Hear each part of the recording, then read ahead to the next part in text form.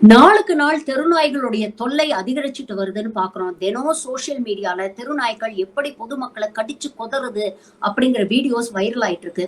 இந்த வருஷம் மட்டும் இந்தியாவுல ரேபீஸ் நோயால 54 பேர் இறந்து போயிருக்கிறார்கள் அப்படிங்கிறது குறிப்பிடத்தக்கது. இந்த நிலையில் தான் கேரள அரசை தொடர்ந்து தமிழ்நாடு அரசும் ஒரு முக்கியமான டிசிஷன் எடுத்திருக்கிறாங்க. அதாவது தெருநாய்களை கருணை கொலை செய்யலாம் அப்படிங்கிற ஒரு முடிவை ஸ்டேட் கவர்மெண்ட் எடுத்திருக்கு.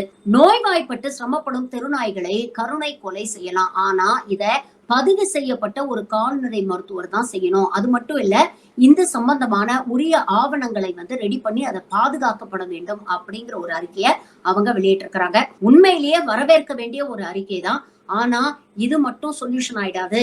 இந்த மாதிரி தினம் தினம் தெருநாய்களுடைய எண்ணிக்கை அதிகமாவதை தடுக்கவும், இதனால பொதுமக்களுக்கு ஏற்படக்கூடிய பாதிப்புகளை தவிர்க்கவும் அரசாங்கம் உடனடியாக நடவடிக்கைகள் எடுக்க வேண்டிய தேவை இருக்கு அப்படிங்கறதையும் இந்த செய்தி மூலமா நாம வலியுறுத்தலாம்.